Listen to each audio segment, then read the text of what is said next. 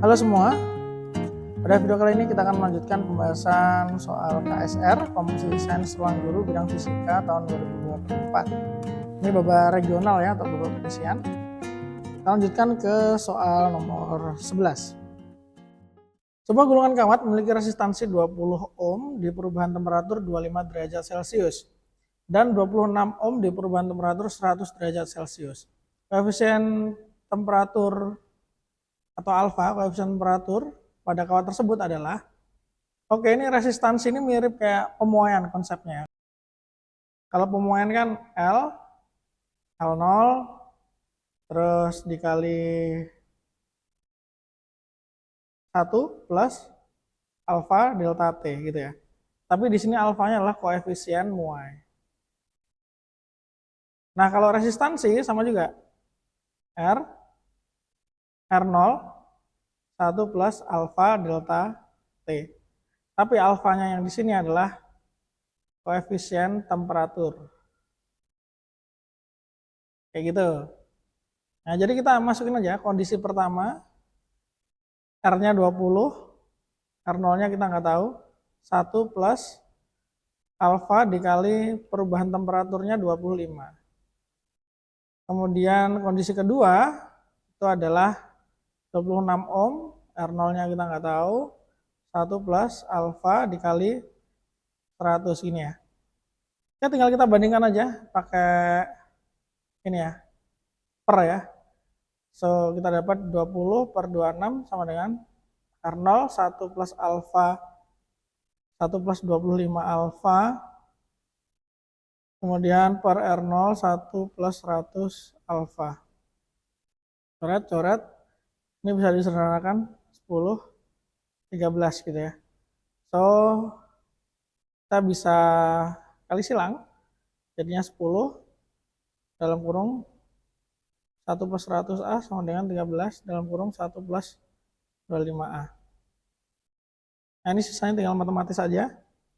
10 tambah 1000 alfa sama dengan 13 tambah 25 kali 13. 25 kali 2 itu 50. 50 kali 6. 50 kali 6 itu 300. 325. Oke. 325 alfa. Oke, yang ada alfanya kita pindah ke kiri. Berarti 1000 alfa dikurangi 325 alfa. Yang konstanta kita pindah ke kanan. 13 kurangi 10. Ini 3, ini adalah 675 alfa. Oke, berarti kalau kita bagi 3, ini jadinya adalah 225 alfa sama dengan 1. Berarti alfa sama dengan 1 per 225. Wah, 1 per 225 itu berapa ya? Oke, kita pakai kalkulator aja. 1 bagi 225. 454 kali 10 pangkat min 3. 454 10 pangkat min 3. Oke, jawabannya adalah yang C. Lanjut ke soal berikutnya. Suatu benda ditimbang dalam cairan A, ternyata berat semu benda di cairan A adalah 50% dari berat benda saat di udara. Benda itu kemudian ditimbang dalam cairan B. Ternyata berat semu benda di cairan B adalah 40% dari berat benda saat ada di udara. Jika massa jenis cairan A bernilai 1,2 gram per cm kubik, maka massa jenis cairan B adalah, oke, ini berarti kasus pertama, bukan kasus pertama ya, ini ada beberapa kondisi. Kondisi pertama adalah ini ditimbang suatu benda gitu ya. Ini kan dia punya mg, terus punya gaya normal. Ini ketika di udara. Nah, kalau di udara, gaya beratnya sama dengan mg, sama dengan n. Oh ya, anyway, gaya berat yang terukur, kalau misalnya kita ngukur gitu ya, itu adalah n-nya ya. Nah, jadi kalau kasus ini, n sama dengan mg. Ini di udara. Sekarang untuk di cairan A. Kalau cairan A, dia ada cairannya gitu ya. Ini ada mg, tapi ada gaya angkat ke atas, FA ini sama dengan rho GV. Tapi rho-nya rho fluida ya, atau rho F gitu, rho fluida. Ini ada N-nya juga. Nah, kalau ini kasusnya, maka N itu sama dengan Mg dikurangi rho fluida kali G kali volume. Gitu kan? Habis itu, yang kondisi terakhir nih di cairan B, sama ada Mg-nya, sama ada Fa-nya atau gaya angkatnya. Gaya angkatnya ini tentu rho F sama rho F kali G kali V ya. Terus dia ada N-nya juga. Nah ini N-nya sama dengan Mg dikurangi rho F G V. Gini ya. Cuman rho F untuk yang A sama rho F untuk yang B itu beda. Kita kasih keterangan aja, ini A, ini B, kayak gitu ya. Kemudian di soal untuk cairan A, kita tinjau untuk cairan A, ini berat semu benda dalam cairan A 50% berat benda saat di udara. Berat benda saat di udara itu Mg. Berat semu itu Mg minus rho F kali G kali V. So ini bisa dibilang bahwa 50%-nya Mg atau 0,5 Mg ini sama dengan Mg minus rho Fa kali G kali V, gini kan. Ini bisa pindah ruas saja.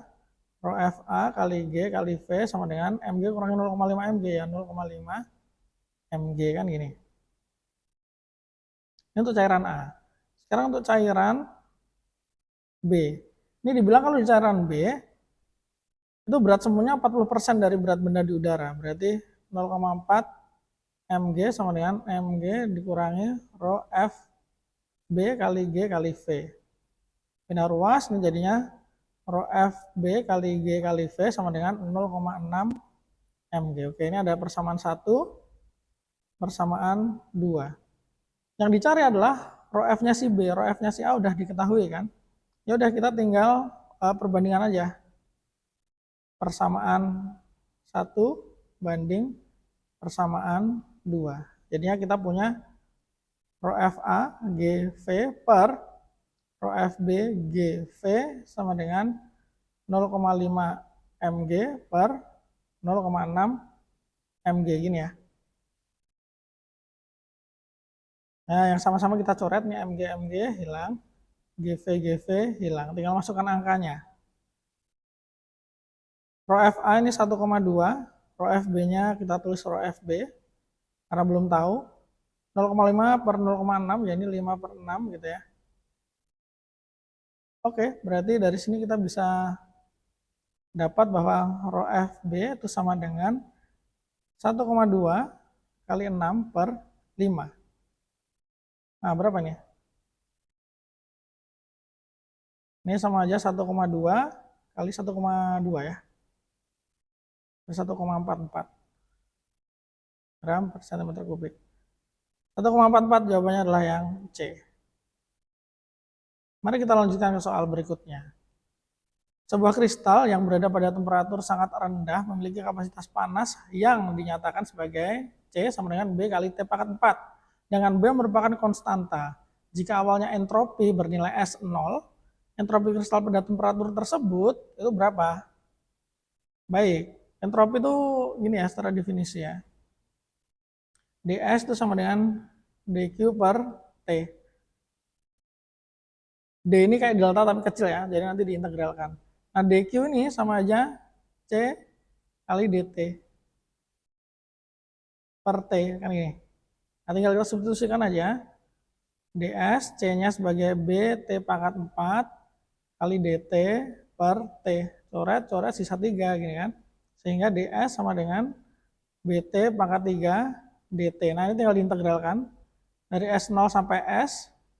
Kalau yang ini pada temperatur, jika awalnya temperatur bernilai S0. Oke, kita anggap aja S0 ini pada suhu 0 Kelvin ya. 0 sampai T, nah gini. Nah, berarti S minus S0 ini akan sama dengan 1/4 BT pangkat 4. Berarti S sama dengan 1/4 B T pangkat 4 tambah S0. Yang mana nih? 1/4 BT pangkat 4 tambah S0. Jawabannya yang A. Gitu ya. Nah, teman-teman harus tahu definisi ini sih. Perubahan entropi. Q itu kalor BTW. Makanya kalor itu sama aja kapasitas kalor kali perubahan suhu. Kita lanjutkan ke soal berikutnya. Sebuah bola dijatuhkan dari atap suatu bangunan tinggi tanpa kecepatan awal. Seorang pengamat, sebut saja Dimas, berdiri di pinggir jendela yang tingginya 1 meter. Dimas mencatat bahwa bola itu perlu waktu 1/5 detik untuk jatuh dari ujung atas jendela ke ujung bawah jendela. Bola itu kemudian terus bergerak jatuh dan menumbuk lantai, serta dipantulkan sempurna. Setelah 2,8 detik melewati ujung bawah jendela tempat Dimas berada, bola kembali terlihat di ujung bawah jendela. Berapakah tinggi bangunan tersebut? Bentar. Setelah 2,8 detik melewati ujung jendela, terus terlihat lagi di ujung bawah jendela. Oh, oke. Ini berarti ada bangunan gitu ya. Ini kita gambar gini lah bangunannya ya. Ini bangunan, anggaplah jendelanya di sini. Ini 1 meter gitu kan. Ini bolanya jatuh.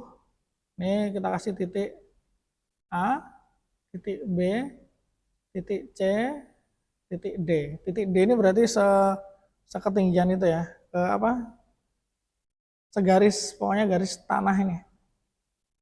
Di sini VA 0, jatuhkan set dari titik B ke titik C, ini memerlukan waktu sebanyak 1/5 detik, 0,2 detik. Terus habis itu dari sini, dari C ke D, terus balik lagi ke C, dari TCD ke TDC itu ternyata 2,8 detik. Gitu ya, ceritanya gitu. Jadi ini jatuh dulu, sini, naik lagi, terus akhirnya di sini. Nah, gitu. Jadi di sini analisa gerakannya adalah dari A ke B, ke C, ke D, ke C lagi. Mantul ya. G-nya 10, oke. Kemudian yang ditanya adalah berapakah tinggi bangunan? Waduh, tinggi bangunan ya. Kita misalkan dulu aja. Misalnya ini sebagai X, ini sebagai Y gitu kan.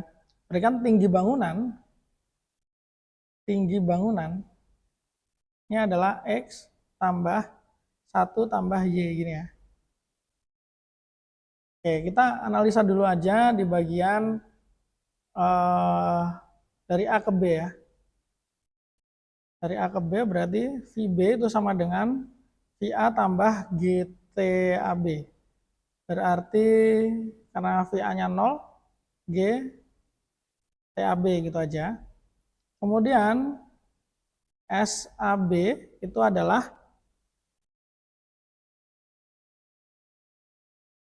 SAB berarti itu X kan, atau X langsung aja. X-nya ini akan sama dengan setengah G TAB kuadrat. Gitu ya. Terus habis itu kalau kita tinjaunya BC ini berarti PC sama dengan VB tambah GTBC. PC-nya kita nggak tahu, VB-nya kita pakai yang ini langsung aja. GTAB tambah G dikali TBC. TBC-nya 0,2 ya. Nah, atau ini langsung aja G-nya kita tulis sebagai 10. Jadi 10 kali 0,2. So, VC sama dengan 10 TAB tambah 2 gini ya. Ini persamaan 1, persamaan 2, persamaan 3. Terus untuk yang ininya, 1 meternya ini dari B ke C. Berarti 1 meter itu sama dengan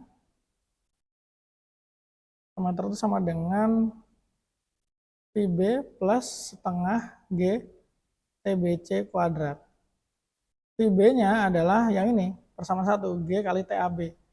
10 kali TAB. Tambah setengah G, berarti 10 TBC-nya 0,2 berarti kali 0,2 kuadrat. So ini 1 sama dengan 10 TAB tambah 0,4.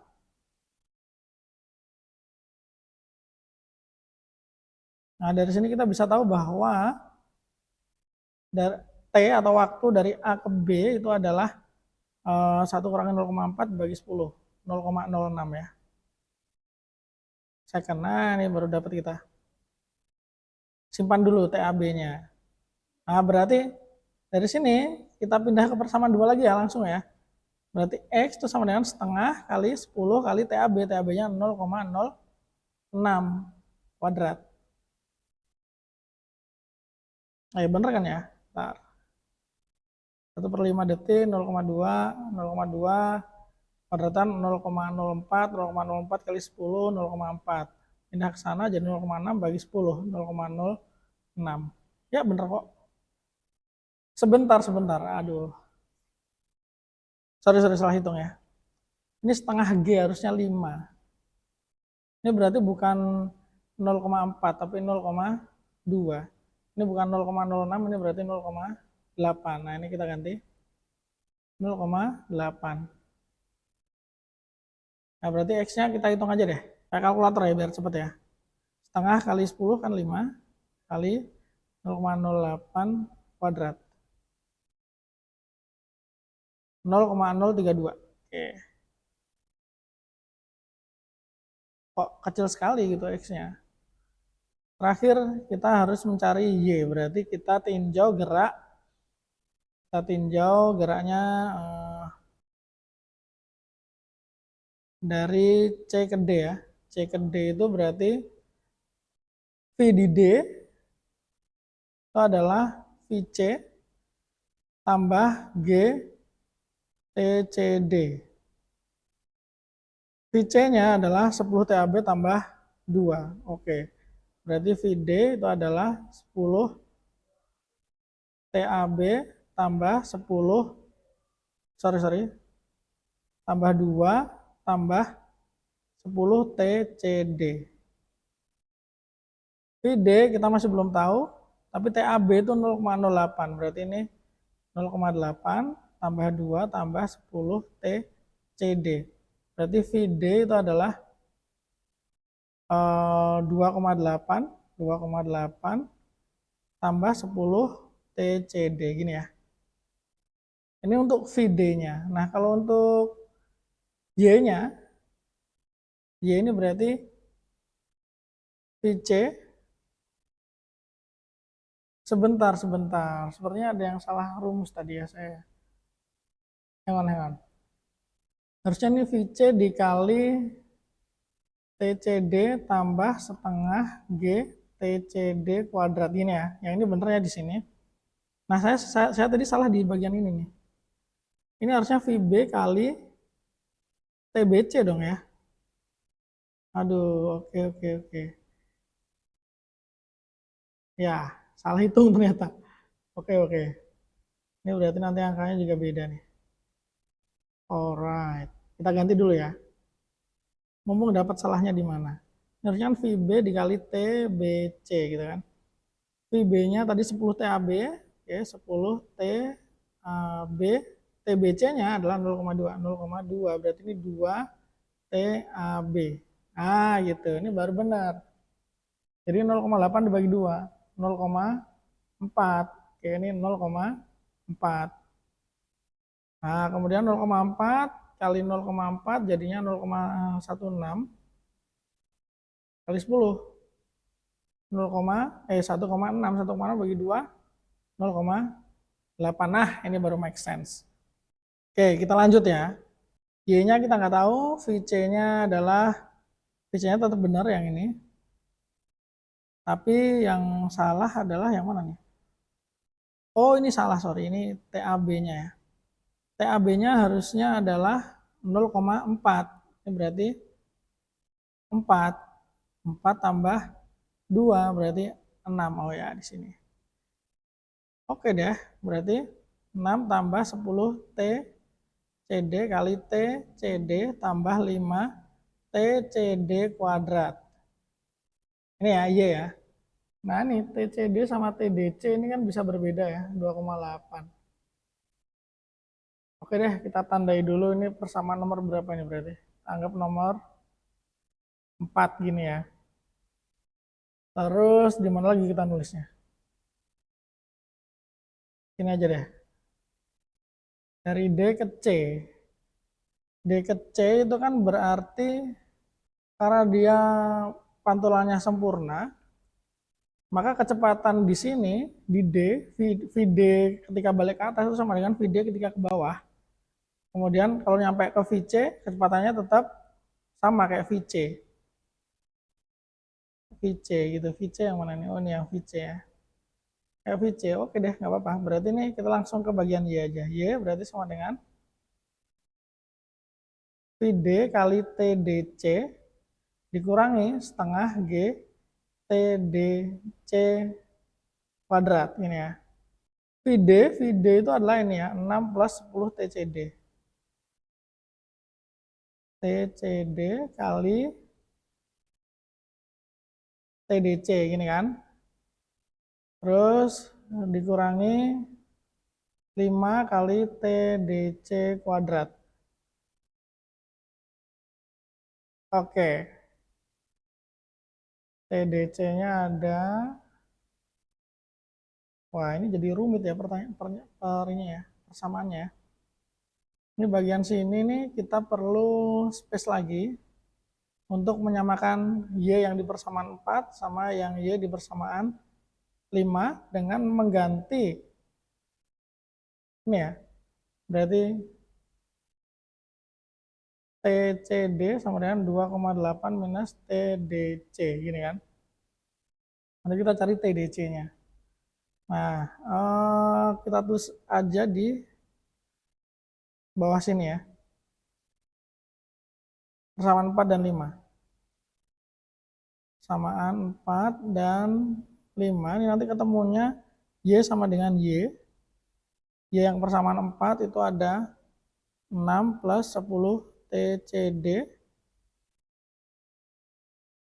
dikali TCD tambah 5 TCD kuadrat sama dengan yang bawah ini. 6 tambah 10 TCD dikali TDC dikurangi 5 TDC kuadrat. Nah, gini. Sorry, di sini tadi ada kesalahannya. Ini kan VC. Ini kita hapus dulu. VC itu yang ini ya, yang persamaan 3 ya. 10 TAB tambah 2. TAB-nya adalah 0,4. Berarti 4 tambah 2, 6. 6 TCD. Nah, ini berarti cukup 6 TCD gitu aja ya. Kemudian kita substitusikan TCD itu adalah 2,8 minus TDC. Berarti kita ganti semuanya. 6 TCD-nya jadi 2,8 minus TDC tambah 5 dikali 2,8 minus TDC, ada kuadratnya, sama dengan, wah rumit sekali ini. 6 plus 10, 2,8 minus TDC, dikali lagi TDC di minus 5 TDC kuadrat. Wow. Sangat mengintimidasi persamaan matematisnya. Kita coba solve pakai kalkulator ya. Nanti TDC di kalkulator kita akan misalkan sebagai X. Berarti kita punya 6 kali dalam kurung 2,8 minus TDC-nya berarti X. Kemudian ditambah 5 kali dalam kurung 2,8 minus TDC-nya berarti X dalam kurung kuadrat sama dengan dalam kurung 6 tambah 10 dikali dalam kurung 2,8 minus TDC, TDC-nya itu X, Terus udah dalam kurung lagi, baru dikali sama TDC lagi. TDC lagi ya, kurangi 5 TDC kuadrat. Nah gini ya, shift, solve. Kita coba nilai TDC-nya 0. Temu 1,4. Oke. TDC-nya adalah 1,4 ya. Oke, dari sini pakai kalkulator shift solve. TDC-nya adalah 1,4. Berarti TCD 2,8 kurang TDC 2,8 kurang 1,4 ya 1,4. Oh, ternyata sama ya. TCD sama TDC. Berarti kita harusnya tidak perlu melalui persamaan rumit ini, kita langsung anggap aja sama, ternyata emang sama gitu kan. Anyway, karena emang udah sama, berarti kita tinggal cari nilai Y-nya. Pakai persamaan 4 aja ya. Berarti Y sama dengan 6 kali 1,4 tambah 5 kali 1,4 kuadrat. Oke, kita hitung Y-nya. 6 kali 1,4 tambah 5 kali 1,4 kuadrat. 18,2 ya. Oke, sekarang kita balik ke sini, ke ketinggian bangunan. Ketinggian bangunan ini, itu kan X tambah 1 tambah Y. X-nya itu adalah 0,8 tambah 1 tambah Y-nya adalah 18,2. Ini berarti 20. Wah, dari kerumitan ini ternyata ketemunya angka yang sangat cantik. 20 ya. Oke, beres ya. Nah, silakan teman-teman kalau tadi ketinggalan di awal-awal bisa di replay lagi ya. Lanjut ke nomor 15. Suatu gas mengalami sebuah proses sedemikian rupa sehingga persamaan tekanan gas P sebagai fungsi volume dapat dirumuskan sebagai berikut. Ini ya rumusnya ya. Dengan P0 dan beta adalah suatu tetapan. Suhu maksimum yang dapat dicapai oleh gas ideal tersebut pada proses ini adalah suhu maksimum. Berarti kita harus ubah ini ke dalam persamaan suhu. Terus cari nilai maksimumnya gitu kan. Ini kan gasnya gas ideal ya. Mana tadi tulisan gas ideal? Suatu gas, ini gas ideal. Karena gas ideal maka P itu sama dengan nRT per V gini kan. Nah masalahnya, bukan masalah sih ini. Nah diketahui N-nya 1, ya udah berarti P sama dengan RT per V gitu kan. Yaudah kita ganti aja. Jadi persamaan ini bakal berubah menjadi RT per V sama dengan P0 plus beta V kuadrat. Oke, kita ini aja. Pindah ruas nih jadinya P0 kali V per R tambah beta kali V-nya udah 2, ini ketambahan 1 jadi V pangkat 3 per R. Nah gini. Untuk mencari nilai max, maka kita cari turunan T terhadap, ini variabelnya kan V ya. Terhadap V harus sama dengan 0. Nah dt per dv itu berarti P0 per R tambah 3 beta per R V kuadrat. Ini ya. Berarti V yang membuat T maksimal itu kan sama aja kayak gini. Minus 3 beta per R V kuadrat sama dengan P0 R. R-nya hilangkan. Jadinya V kuadrat sama dengan minus. Sorry. Salah tanda guys. Ini harusnya minus. Karena di soalnya minus ya. Ini harusnya minus, berarti ini nggak jadi minus. Nah, jadi positif ya, aman. Pantesan kok kuadrat nanti ada tanda minusnya, jadi imajiner kan. Tapi anyway, ini jadinya V kuadratnya adalah P0 per 3 beta. Kalau mau dicari V-nya boleh, tapi karena dirumusin V kuadrat, ya udah tinggal dimasukin aja kan. Tinggal dimasukin aja, mana ini? Oh, yang ditanya suhu maksimum ya. Berarti tetap pakai T sih. V-nya ada yang pangkat 1 sama pangkat 3. Ya udah kita cari aja V-nya.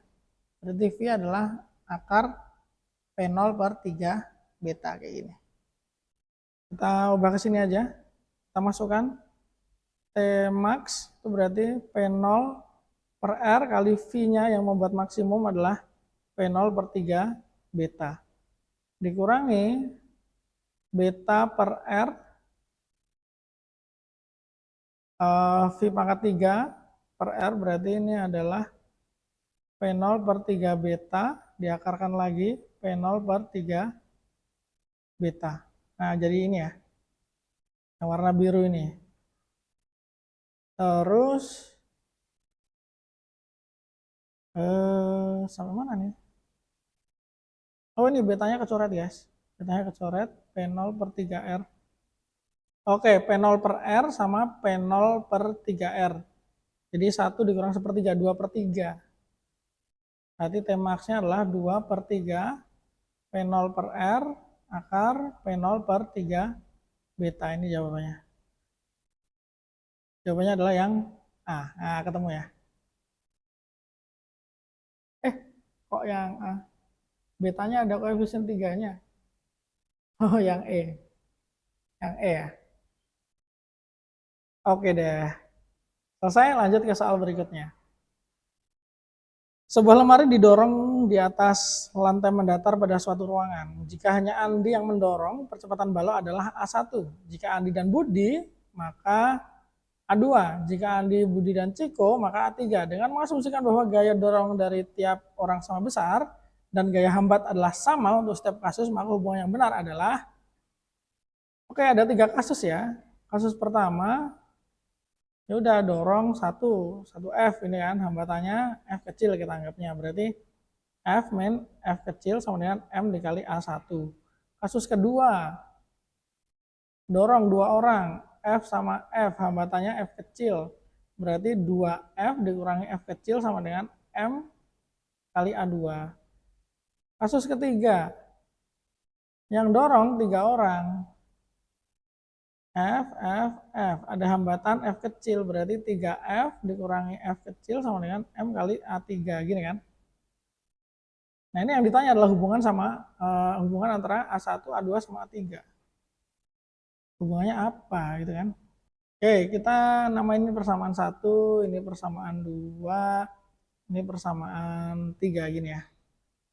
Kalau misalkan kita gabungkan nih persamaan 1 dan 2, ini nanti akan ketemu ini persamaan 2 dikurangi persamaan 1 gitu ya. Nanti kita akan ketemu F itu sama dengan M dikali A2 minus A1 gini. Sama 4 ya. Terus habis itu kalau kita mau pakai persamaan mana lagi ya? Oh ya, ini aja persamaan 4 ke persamaan 1 substitusikan, berarti M A2 minus M A1 minus F kecil sama dengan M A1. Ini berarti F kecil akan sama dengan M A2 minus 2M A1 gini ya. Atau M A2 minus 2A1. Nah, gini ya. Oke deh, mulai kelihatan. Ini kita kasih persamaan 5. Nah, sekarang titik terakhirnya nih kayaknya nih. Tahap terakhir kayaknya ya, udah mulai kelihatan. Tinggal kita masukin aja atau substitusikan persamaan 4 dan 5 ini ke persamaan 3. Berarti F besarnya kan ini.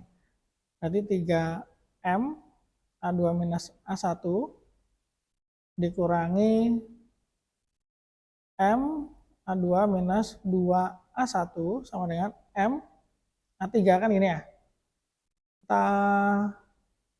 Kita kedua ruas kita bagi M jadinya 3 A2 minus A1 dikurangi A2 minus 2A1 sama dengan A3. Nah, ini mulai kelihatan nih.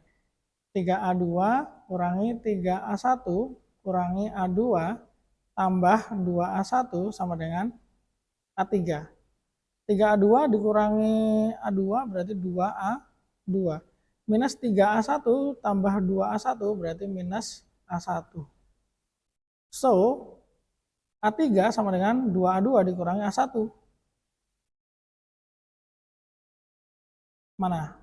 2A2 kurangi A1, yang D ya. Ini jawabannya yang D. Lanjut lagi. Sebuah mesin kalor bekerja secara siklik reversibel saat terjadi aliran kalor. Mesin kalor tersebut memiliki 3 buah reservoir pada temperatur T1, T2, dan T3.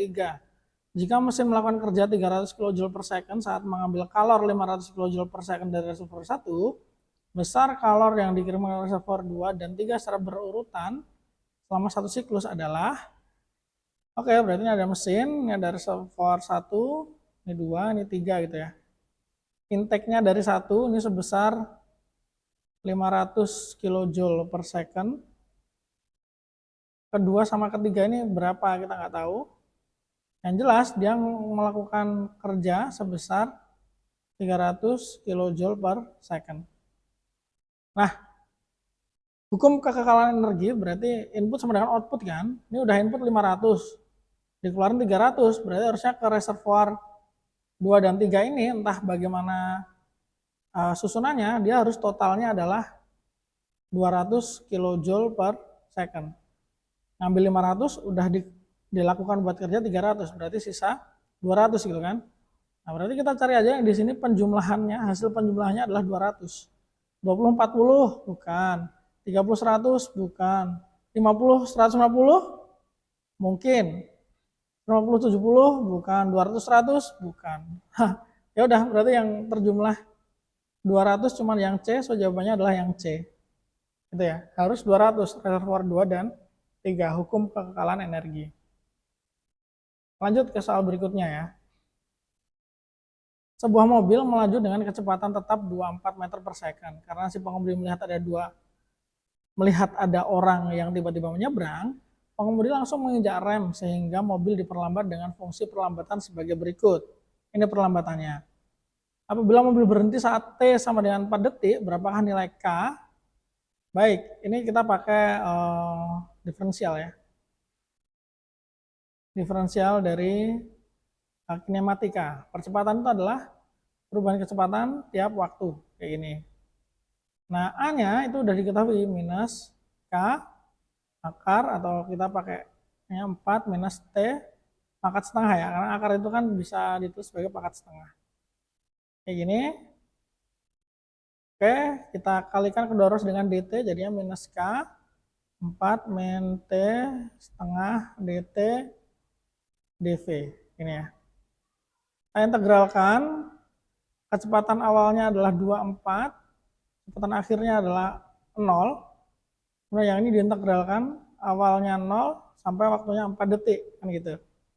Jadi ini minus K tetap, yang ini tinggal diintegralkan aja. Diintegralkan berarti setengah, jadi 3/2 ya pangkatnya nanti ya. 4 T 3/2. Ini T-nya diganti 4. Wait. Tidak semudah itu Ferguson. Ini nanti teman-teman bisa integralkan sendiri ya. Coba pakai kalkulator aja integralkan ya. Kita integralkan pakai kalkulator aja. Integral 4 dikurangi, ini kalkulatornya variabelnya cuma bisa X ya, jadi T-nya ini kita ganti X. Masih dalam kurung dulu. Kemudian batasnya 0 sampai 4. Ini pangkatnya lupa. Ini pangkatnya adalah setengah. Nah gini ya. Boom, berapa nih? Dia lama juga ngitungnya ternyata. 5,333. Oke, kita tulis saja. Kita percayakan pada kalkulator ya. Minus K dikali 5,33. Yang ini berarti minus 0 kurangi 24 ya, berarti minus 24 ya. Nah gini. Habis itu Minus minus hilang, berarti K-nya adalah 24 per 5,33. Nah, berapa ini? Kalau dibagi 5, bisa. Serahkan pada kalkulator lagi. 24 dibagi 4,5. 4,5. Nah, ini ya. K-nya adalah 4,5. 4,5 itu yang mana? 9 per 2 kan? Nah, ya. Ketemu deh. Ya, tapi nggak tahu ya, KSR boleh pakai kalkulator apa enggak. Ini kalau pakai kalkulator saintifik enak banget nih. Mengintegralkannya nikmat. Kita lanjut ya. Dua buah bola pejal masing-masing bermassa M1 dan M2 diikat dengan tali sepanjang L. Oh, ini talinya ya. Bola bermassa M1 disimpangkan sehingga ketinggiannya H terhadap bola M2, lalu dilepaskan sehingga menembus bola M2 yang diam. Kedua bola bertumbukan secara lenting sempurna. Oke. Sehingga mereka terpental berlawanan arah dan mencapai ketinggian maksimum yang sama. Ketinggian maksimum sama terhadap posisi awal bola M2. Berapakah besarnya M2 apabila dibandingkan dengan M1? Ini jadi ceritanya M1 ini nanti dilepas, menumbuk M2 ya. Terus M1 gerak ke kiri, M2 gerak ke M1 gerak ke kanan, M2-nya gerak ke kiri. Nah, di akhir ternyata ketinggian M1 sama M2 ini sama. Kalau ketinggiannya sama berarti setelah tumbukan, ini kita tulis ini dulu ya. Setelah tumbukan berarti V1 aksen itu sama dengan V2 aksen. Sama dengan V, nah gitu aja. Nilainya ya, nilainya yang sama. Arahnya beda, kan gitu. Oke, berarti ya udah kita pakai ini dulu aja. Kita langsung tinjau ketika tumbukan M1 sama M2. Tumbukan M1 sama M2 berarti ini M1, ini M2. Awalnya kan M1 punya kecepatan kan. Kita misalkan dia sebagai V1. Kalau M2 awalnya nggak punya. Nah, ini yang sebelum tumbukan. Setelah tumbukan, dia punya kecepatan V1 aksen. M2-nya punya kecepatan V2 aksen, di mana V1 sama V2 aksen itu nilainya sama, arahnya aja yang beda. Ya, berarti kita pakai hukum kekekalan momentum. Tepat saat tumbukan ya, berarti kita anggap ke kiri itu negatif, ke kanan positif gitu ya. Ini berarti V1-nya nanti negatif, berarti minus M1 V1. Ini sama dengan M1 kali V1 aksen tambah M2 V2. V2-nya kan ke kiri ya. Ya udah minus berarti. Minus M2 V2 aksen gini kan. Terus M1 V1 yang ini berarti M1 V dikurangi M2 V gini kan. Jadi deh sampai sini dulu aja. Terus di sini ada kata-kata lenting sempurna. Lenting sempurna itu kan berarti koefisien restitusinya 1. Koefisien restitusi itu adalah V2 aksen minus V1 aksen per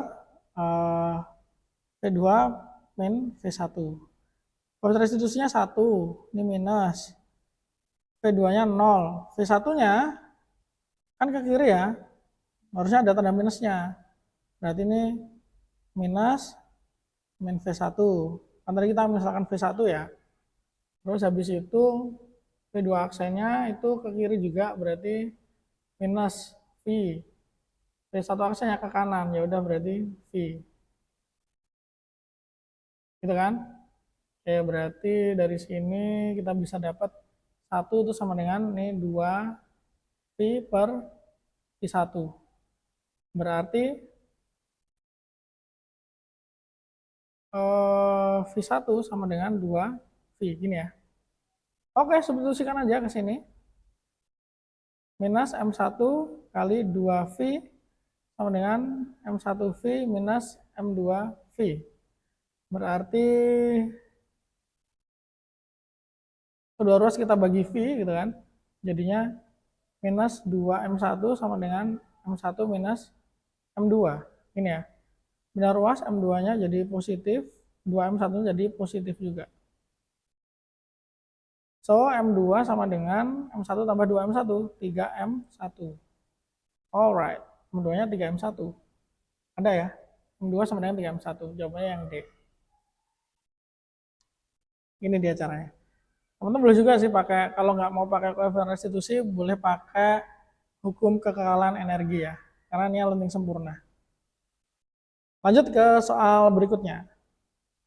Sebuah pegas tak bermassa bergantung secara vertikal pada suatu atap rumah. Sebuah beban bermassa M digantungkan pada bagian bawah pegas, sehingga pegas bertambah panjang sejauh H. Kemudian pegas ditarik ke bawah lagi sejauh D dan dilepaskan sehingga bergerak harmonik sederhana. Oke. Jika panjang pegas saat tidak digantungi beban adalah L0, maka periode getaran beban adalah, oke, berarti kalau nggak digantung ini panjangnya L0. Kalau digantungin beban agak stretch ya. L0 terus tambahan H gini kan. Nah, kalau digantungin beban ini kan berarti terjadi kesetimbangan ya. Gaya berat berarti akan sama dengan gaya pegas. KH. Nah, gitu. Berarti kan dari sini kita bisa dapatkan bahwa Mg sama dengan K kali H. Kemudian K, sorry, M per K itu kan berarti jadinya H per G ini ya. Nah, ini penting nih, penting kenapa? Karena ini dibilang harmonik sederhana. Kalau pegas gerak harmonik sederhana itu berarti rumusnya ya, T itu harusnya akan sama dengan 2pi M per K, kayak gini. Nah, sekarang karena dari kesetimbangan itu tadi kita dapatkan M per K itu H per G, ya sudah, H per G. Ini dia jawabannya. Periode getaran harmonik dari pegas di soal ini. 2pi H per G. H per G. Jawabannya adalah yang A, begitu. Yang harus teman-teman tahu adalah rumus ini ya. Periode pegas yang berosilasi.